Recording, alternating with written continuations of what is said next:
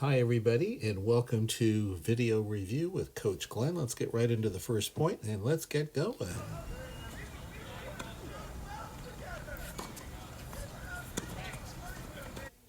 Okay, this is a good one to start off with where Lisa goes up the line to Kim.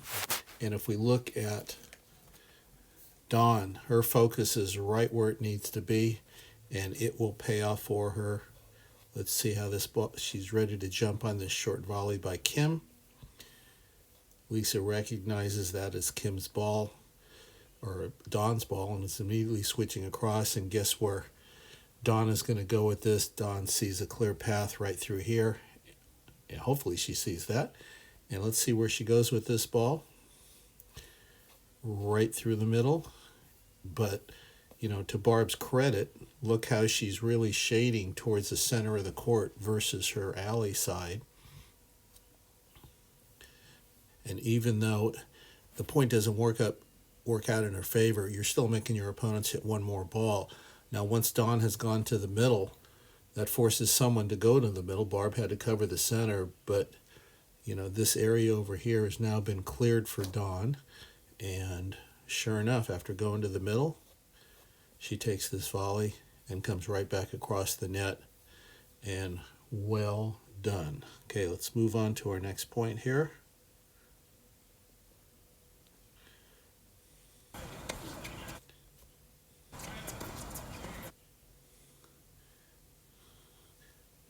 And somebody went to the wrong spot. There we go.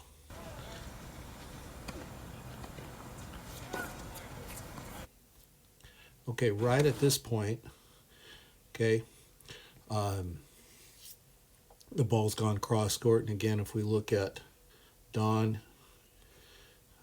we always talk about, hey, focus on the person closest to you. That's exactly what she's doing here. The ball clears Barb. Dawn turns around and faces off to Kim. And at this point, what I want you to notice is Kim is playing a ball that's below the level of the net. And it's really tough to attack the person in front of you who's up at the net with this type of ball. Typically, this type of ball is better played back cross court. Kim does try to go off to the side to the alley here, but that's just a really tight space to fit the ball in, and it doesn't work out for her. So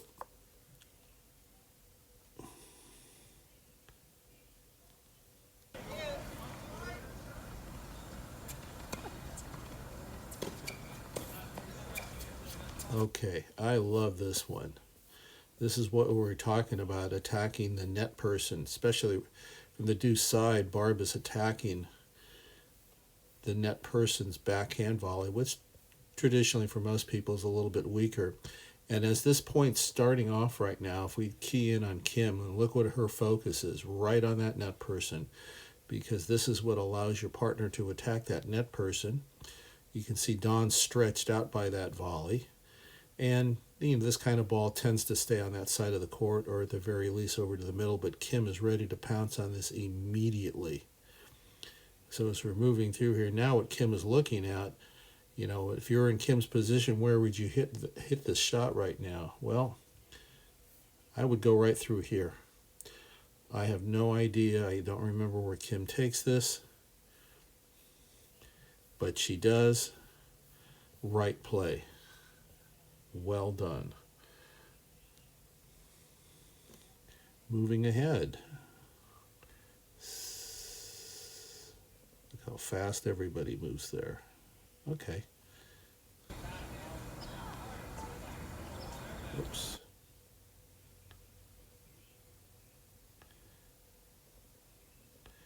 Working on my skills here, people.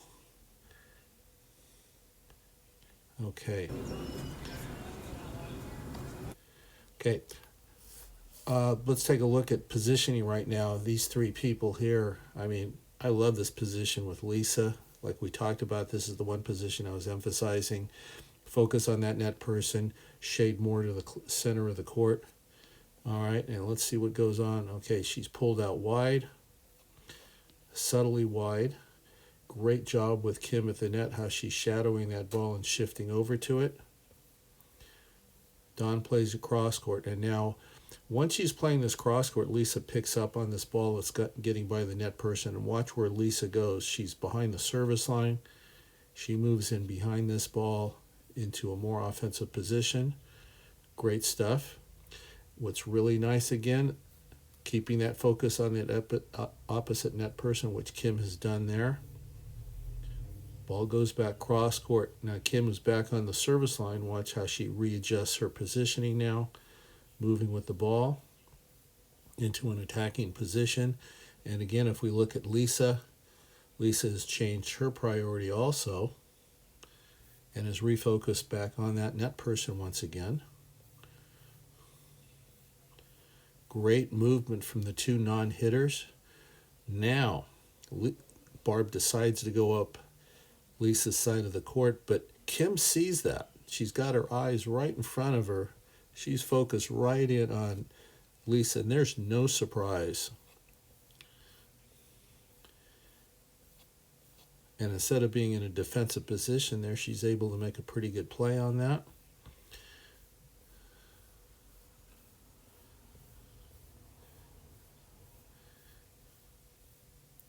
Okay, Barb is being pushed back on her heels here a little bit and puts the ball up in the air. Now this is one thing, we haven't covered this yet in our group, but this is one thing that's very prevalent out there, is when your partner gets lobbed, is understanding, is it her ball or is it my responsibility to switch in behind her? And you know, from here, Lisa's position right here, what happens is Lisa starts going back there thinking that Dawn cannot make it. She went back there just in case. And you can see at this point where a significant amount of court has been left open as a result of it. So if we look at this area of the court, it's been left pretty wide open. Kim tries to get the ball back over to that side of the court. Now at this point, Lisa's been dragged all the way into her alley side. And look what we have here. So obviously in this situation, what Dawn would have needed to do, knowing where her Lisa's been pulled off to, is for Dawn to protect that center of the court a little bit more than what she's doing, because after the lob has been hit, you can see Kim and Barber in an attacking position moving up. And if they get in the right position, they can definitely take advantage of that middle area of the court that is just wide open right now. But let's see what happens. Lisa plays the ball back, nice and low. Oh, and this is where I think Barb comes up with a great half volley cross court in behind Dawn. And there it goes. And all you can say on that is great shot.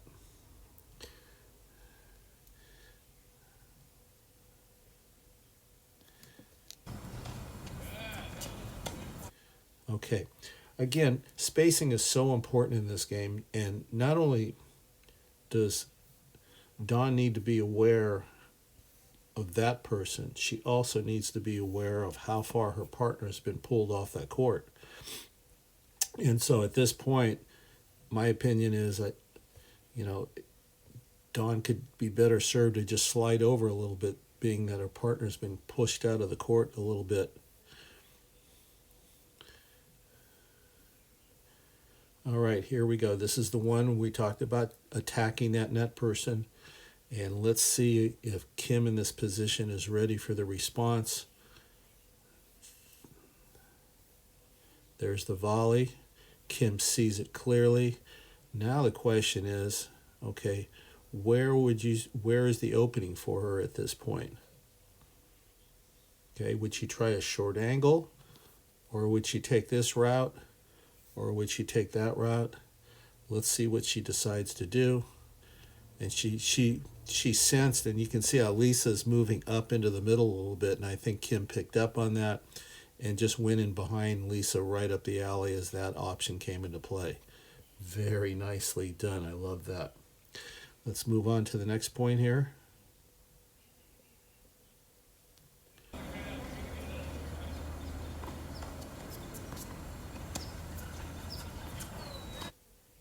Okay, here we go. Barb's been pulled way out of the court, probably in a position where she would normally lob from, and that's where I think Lisa didn't really read it well, because typically when Barb or any other player is pushed to that extreme, we see a lob coming out of the corner of the court a lot, and when you're that close to the net, it's really tough to cover that. So what we see here is that the lob just clears over Lisa's head. And as Lisa's making this switch, she's looking back at the ball. But anytime you get lobbed, immediately get your eyes back over to that side, because you need to see what your opponents are doing, which will tell you or give you a better idea of where you need to position yourself right now. And you can see Lisa's taking a prolonged look back at the ball. Her back is to her opponents. Not a good idea, because we should never trust our opponents as far as where they're going to be. So the lob goes up, and let's see what happens from here. Barb attacks Lisa's side of the court, which is the right one. She's the closer one, the person who had their back to the net. Lisa comes up with a good shot, and everybody's in good shape there. And then we have a forehand that goes into the net. That's okay. That was still lesson learned on that one. Let's move ahead.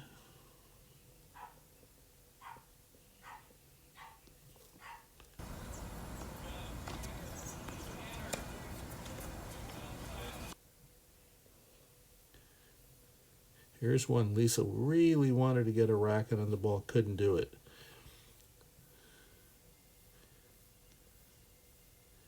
And this is where Lisa's moving a little bit, having left her side of the court, she felt like she left something open.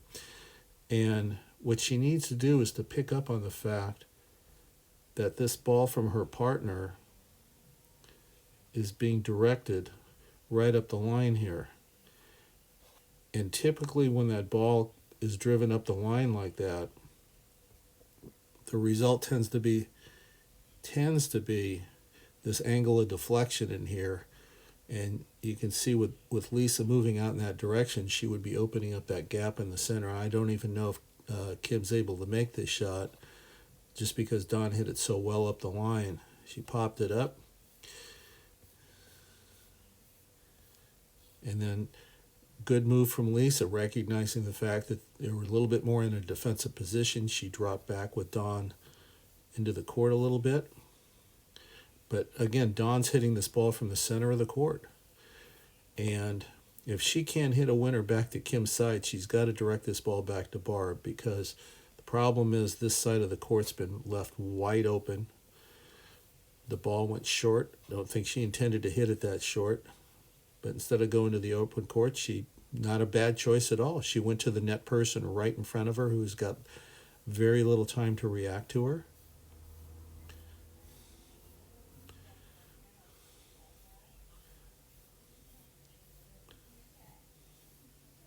And again, this is where positioning is so important, that Barb is such a good lobber. And I think Lisa just got caught in a little too aggressive coming up to the net there. The lob goes up. This time Lisa didn't take as long a look back at her partner, got herself pretty well positioned. But again, don't leave this open, because if that net person gets a pretty decent ball to work with, that's why we get beat across the middle so much. Tough for Kim, though. She was stretched out by the volley. And great recognition for Barb, who's back on the baseline, sees something develop. And you can see Barb sneaking up to the net.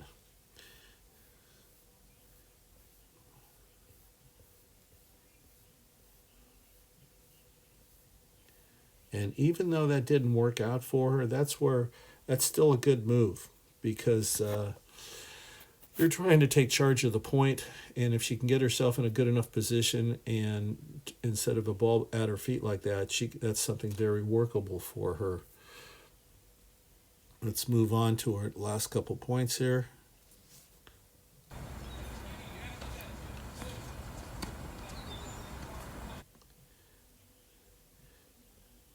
Okay, again, spacing, from Kim's position. Do you really know that your partner's been pushed outside the court? If you did, we might want to be a little bit more into the center of the court to make sure that gap is a little bit smaller in the court.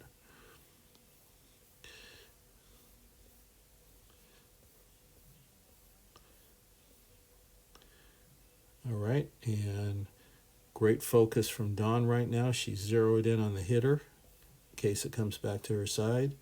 Great lob from Lisa.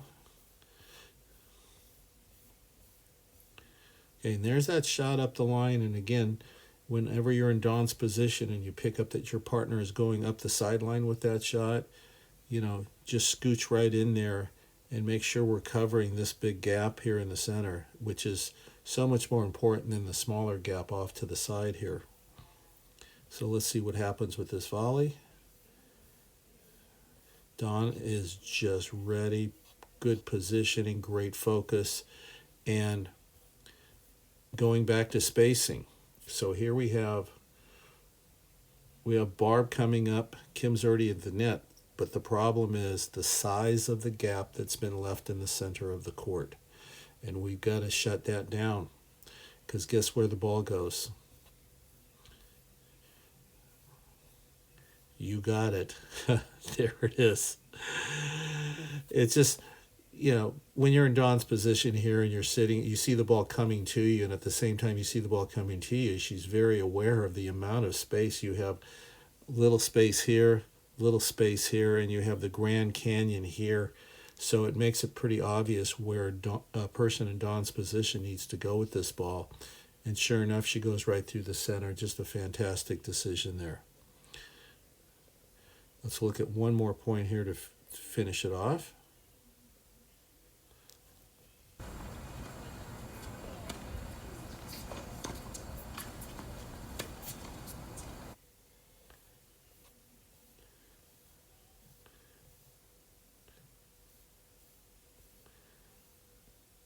And right now, if we check out Barb's position where she's instinctively going more into the center, focused on Lisa. Kim's ball goes to Lisa at the net. And look at this ready position right here. She is prepared for that net person to come across the center, which she does.